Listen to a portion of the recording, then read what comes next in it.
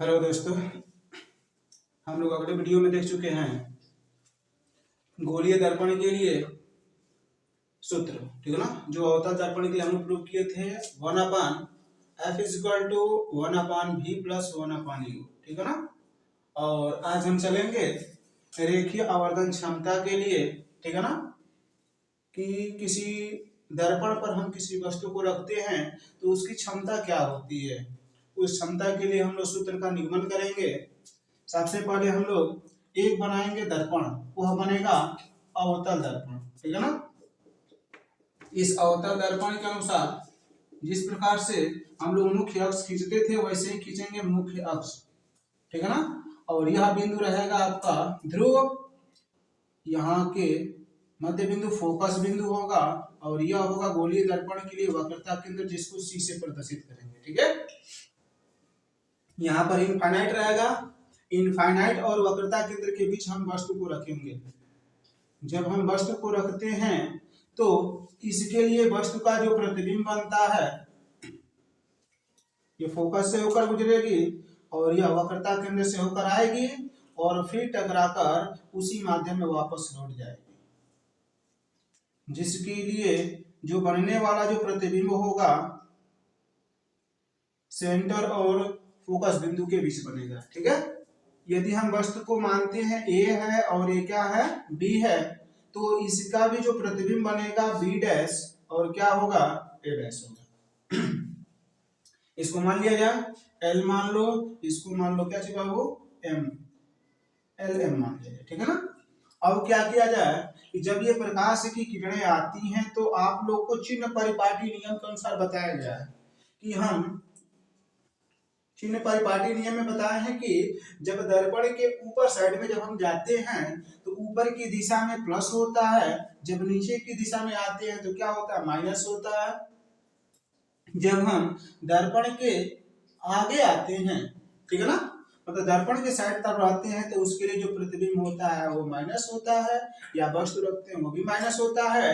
लेकिन दर्पण में जब पीछे जाते हैं तो उसके लिए जो प्रतिबिंब बनता है या वस्तु का जो भी आभासी या वास्तविक प्रतिबिंब बनेगा वो हम लोग का बनेगा, उसको कहते हैं उधर वैल्यू प्लस होता है। ठीक है। यहां से ऐसे प्रकाश की किरणों को लेकर जाते हैं और एक आती है जो प्रतिबिंब से होकर गुजरती है।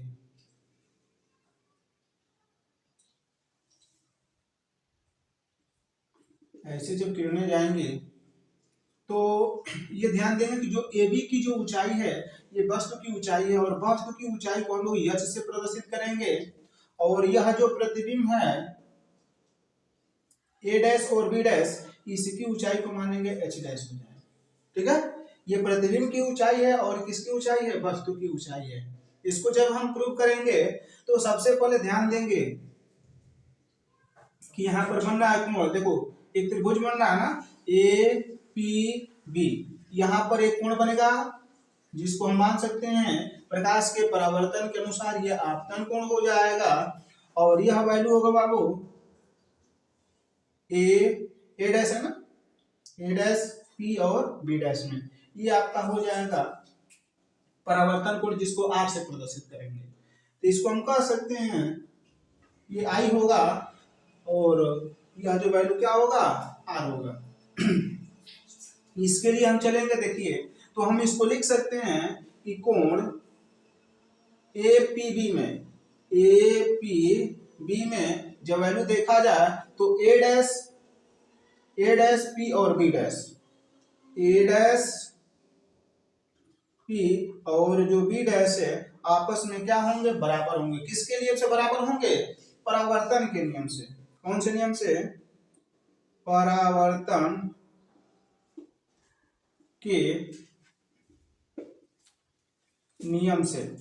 परावर्तन के नियम से हो गया। अब देखेंगे समकोण त्रिभुज बन रहा है। समकोण त्रिभुज बन रहा है बाबू A B P, और दूसरा हो जाएगा A' B' और क्या चीज P से। समकोण त्रिभुज से चलेंगे तो हो जाएगा कि A B P जो समकोण त्रिभुज होगा वह बराबर होगा A' B' P के। किससे होगा? समकोण त्रिभुज से, समकोण त्रिभुज से, क्योंकि जब यहाँ पर 90 अंश का कोण बन रहा है तो यहाँ पर भी कितने अंश का कोण बनेगा, 90 अंश का कोण बनेगा। ठीक है, ये दो नियम हम लोग को समझ में आ गया। इस दोनों के लिए हम लोग क्या करेंगे, इसका जब हम वैल्यू निकालते हैं समरूप और सर्वांग सम के लिए, तो सबसे पहले आता है वो प्रतिबिंब की जो लंबाई होती है वस्तु की लंबाई के अनुपातिक होता है, यही हम लोग का रेखीय आवर्धन क्षमता कहलाता है। तो सबसे पहले जो वस्तु रखा गया यहाँ से और ध्रुव के जो बीच की दूरी होगी उस दूरी को Q से दर्शाएंगे, जो प्रतिबिंब होगा और ध्रुव के बीच की दूरी होगा वो V से प्रदर्शित करेंगे। ठीक है ना, जब यहाँ पर रखेंगे तो, और ये एक बात ध्यान देंगे, इसका जो वैल्यू होता है माइनस में होता है। ठीक है ना, आप लोगों को पहले से बता दी, ये भी वैल्यू माइनस में होगा, ये भी वैल्यू माइनस में होगा। तो सबसे पहले प्रतिबिंब के लिए वैल्यू क्या है, जो प्रतिबिंब की ऊंचाई है इसको कह सकते हैं कि जो a डैश b डैश है, a डैश b डैश है वह अनुपातिक होगा बाबू ab के इक्वल जो उसकी लंबाई, जैसे मान लो कि इसका क्या है बाबू, आधार में जिसमें लंब इसको मानते हैं ना, यदि इस कोण को थीटा मानते हैं तो लंब हो जाएगा, तो लंब में हो जाएगा यदि पीबी जो डैश होगा वह किसके अनुपातिक होगा, पीबी के अनुपातिक होगा। इतना हम लोग लेकर चलेंगे तो हम लोग के लिए त्रिभुज का नियम लागू होगा। त्रिभुज के नियम अनुसार बताएं समकोण त्रिभुज से, तो जो AB की, देखो AB की लंबाई हम लोग का क्या है, A डैश B डैश की जो लंबाई है हम लोग इसको माने हैं A dash B dash, A dash B dash की जो इसको हम लोग प्रतिबिंब की ऊंचाई है जिसको H डैश माने हैं, इसका वैल्यू रखेंगे H डैश अपन AB की ऊंचाई क्या है, H है, इक्वल में हो जाएगा जो PB डैश है, P और क्या है B डैश है, इसकी जो दूरी है माइनस B है, इसका मान रखेंगे माइनस B अपन ये जो PB है इसके बीच की दूरी माइनस क्या है Q। और एक और बात ध्यान सुनिएगा कि जब हम वस्तु को रखते हैं ऊपर दिशा में जाता है तो उसके लिए प्लस H रहता है, और जब वो नीचे आता है तो उसका वैल्यू किस में होता है, माइनस H में आता है, तो इसकी जो ऊंचाई होगी क्या होगी, माइनस H हो जाएगा।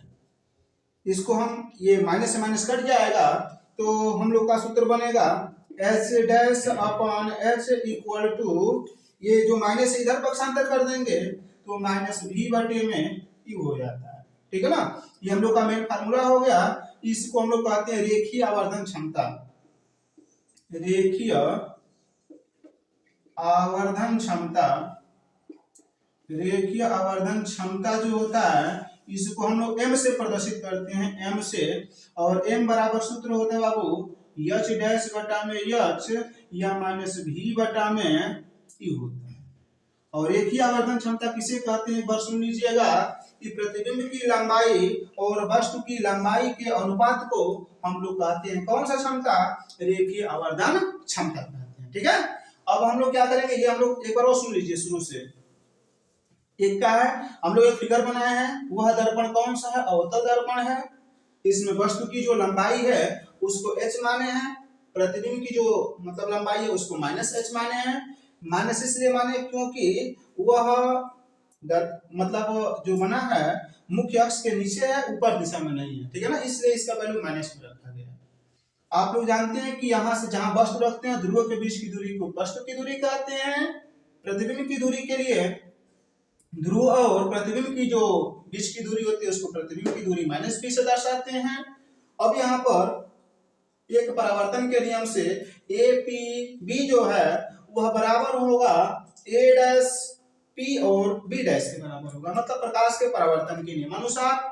समकोण त्रिभुज में बोला गया है कि जो A B और P है, मतलब यह कोण जो है वह A डैश B डैश और P के क्या होगा, बराबर होगा, क्योंकि समकोण त्रिभुज 90 अंश का कोण बन रहा है। अब यहाँ पर देखा गया है कि जो प्रतिबिंब है, प्रतिबिंब में A डैश B डैश का जो अनुपातिक भाग है वह AB के अनुपातिक होगा, इक्वल में PB डैश, PB का है हम लोग का, जो PB डैश है वह P और B के अनुपातिक होगा। अब यहाँ पर हम लोग मान रखते हैं A डैश B डैश का value minus H dash, AB की जो वैल्यू है क्या है, माइनस H है, लेकिन गलती हो रहा है ना, ये जो ए डैश बी डैश की जो दूरी है वो माइनस एच में है, ठीक है ना यहाँ पर, और ये वाला जो वैल्यू है प्लस एच में है, ठीक है ना। ये वस्तु के लिए जो प्रतिबिंब का वैल्यू क्या है माइनस बी है, और बटे में वस्तु के लिए क्या होगा बाबू माइनस बी है, तो माइनस से माइनस कट जाएगा, बचा आप लोग का माइनस एच डैश अपॉन क्या होगा एच इक्वल टू भी अपॉन क्या हो जाएगा यू। तो यह जो माइनस है इसको पक्षांतर कर दी है, तो H dash upon H equal to minus भी अपॉन यू। जो हम प्रूफ किए हैं उसको कहते हैं रेखीय आवर्धन क्षमता। रेखीय आवर्धन क्षमता को m से प्रदर्शित करते हैं, और m बराबर होता है बाबू h डैश बटा में क्या होता है h या माइनस b अपन क्या होता है u। इसी को हम लोग परिभाषा के अनुसार कहते हैं कि किसी वस्तु के लिए प्रतिबिंब की लंबाई और वस्तु की लंबाई के अनुपात को हम लोग रेखीय आवर्धन क्षमता कहते हैं, ठीक है। अब इस पर हम लोग थोड़ा चल सकते हैं सवाल को, सवाल कैसे इस पर आएगा, कैसे हम लोग सवाल को क्या करेंगे लगाएंगे, ठीक है। सवाल जब इसको लगाएंगे तो देखो प्रश्न संख्या 1 है, एक अवतल दर्पण के सम्मुख रखी वस्तु की लंबाई 20 सेंटीमीटर है, यदि वस्तु द्वारा बने प्रतिबिंब की लंबाई 10 सेंटीमीटर है तो अवतल दर्पण में बने प्रतिबिंब का रेखीय आवर्धन क्या होगा। ठीक है बाबू, ध्यान से सुनिएगा। जब इसको हम लोग क्या करेंगे हल करेंगे तो सबसे पहले ध्यान देंगे कि अवतल दर्पण के सम्मुख, सम्मुख का मतलब होता है क्या चीज सामने, ठीक है ना।